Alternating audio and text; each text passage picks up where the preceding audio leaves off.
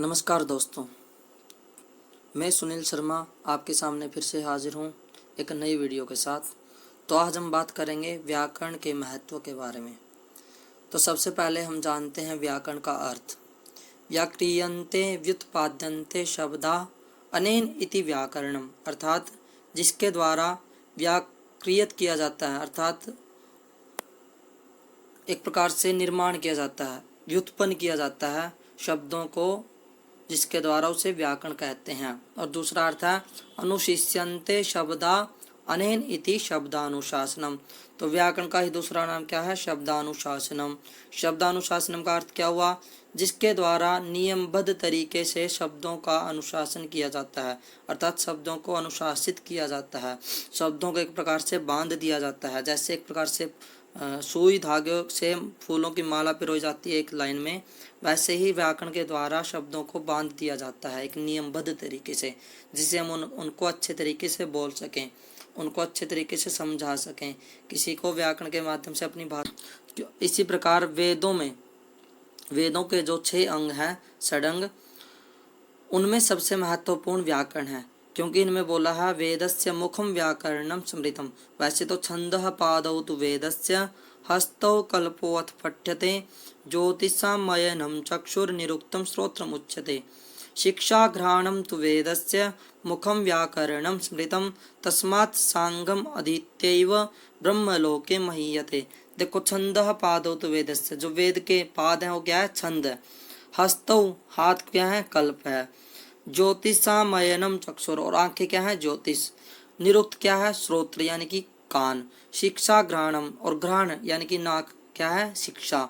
मुखम व्याकरणम स्मृतम, और जो वेद के 6 अंगों का मुख्य रूप से मुख है वो क्या है? व्याकरण। अर्थात वेदों को जानने के लिए, बोलने के लिए व्याकरण को जानना बहुत आवश्यक है। जैसे हम अपने मुख के बिना बोल नहीं सकते, वैसे ही वेदों का जो मुख है वो व्याकरण है, अर्थात व्याकरण के बिना हम वेदों को उच्चारित नहीं कर सकते। वैसे तो व्याकरण अनेक हैं, परंतु भविष्य पुराण के अंतर्गत 8 व्याकरणों का वर्णन मिलता है। क्या? प्रथमम प्रोच्यते ब्राह्मम, द्वितीयम ऐन्द्रम उच्यते, याम्यम प्रोक्तम ततो रौद्रम, वायव्यम वारुणम तथा सावित्रम च तथा प्रोक्तम, अष्टमम वैष्णवम तथा। प्रथमम क्या है? ब्राह्मम, द्वितीय ऐन्द्र व्याकरण, तृतीय याम्य और रौद्र, वायव्य वारुण सावित्र, और अष्टमम क्या है? वैष्णवम। इस प्रकार से 8 व्याकरणों का वर्णन मिलता है भविष्य पुराण के अंतर्गत।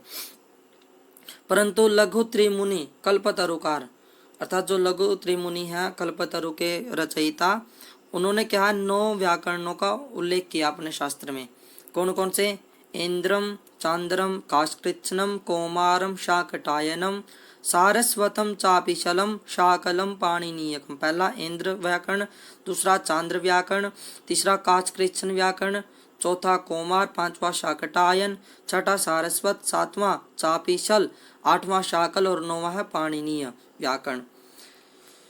परंतु जो 8 ही व्याकरण प्रसिद्ध, तो मुख्य रूप से 8 व्याकरण ही प्रसिद्ध हैं। जैसा कि भास्कराचार्य ने कहा है, अष्टौ व्याकरणानि षट् च भिषजाम व्याचष्टताः संहिताः। इस प्रकार भास्कराचार्य के मत से 8 ही व्याकरण हैं, जो कि भास्कराचार्य ने कहा है। इसलिए भविष्य पुराण में जो प्रसिद्ध व्याकरण है वो इतनी प्रसिद्ध नहीं है, क्योंकि इंद्र आदि व्याकरणों की ही प्रसिद्धि है। क्योंकि हमें जो वर्णन मिलता है वो इंद्र आदि व्याकरणों का ही मिलता है, जो कि कल्पतरु के रचयिता है उनके द्वारा वर्णित किया गया है। तो वैयाकरणों की गणना करते हुए वोपदेव ने भी अपनी कवि कल्पद्रुम में 8 वैयाकरणों का ही उल्लेख किया। तो सबसे पहले वैयाकरण क्या होते हैं? जो व्याकरण पढ़ते हैं या जिन्होंने व्याकरण की रचना की है उनको वैयाकरण बोलते हैं। व्याकरण को जो पढ़ते हैं या जिन्होंने रचना की है, व्याकरण अधीते इति वैयाकरणः। तो वैयाकरण क्या है? जो रचना करते हैं, जो लेखक होते हैं या पढ़ते हैं। इंद्रश्चंद्रः काष्कृत्स्ना आपिशली शाकटायन पाणिनि अमर जैनेन्द्रः जयंत्याष्टादि शाब्दिकाः। इस प्रकार इंद्र से लेकर पाणिनि तक अनेक वैयाकरणों का अस्तित्व प्रमाणित होता है।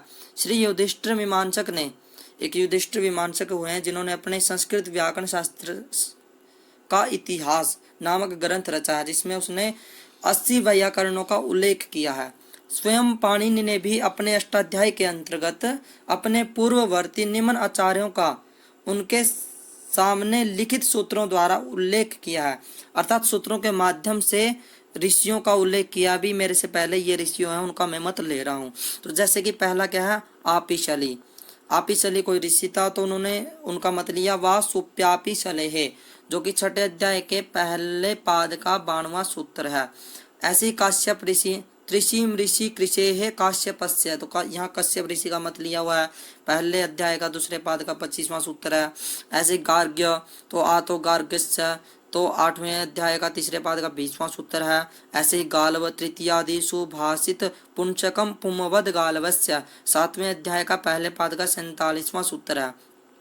चाक्रवर्मण ई चाक्रवर्मणस्य, तो 6 अध्याय का पहले पाद का 130वां सूत्र है। भारद्वाज ऋतो भारद्वाजस्य, तो 7वें अध्याय का दूसरे पाद का 62वां सूत्र है। शाकटायन लंगः शाकटायनस्य, तीसरे अध्याय का चौथे पाद का 111वां सूत्र है। साकल्य सेनक स्फोटायन, इस प्रकार से और ऋषियों का भी वर्णन किया है अपने सूत्रों के माध्यम से ऋषि पाणिनि ने।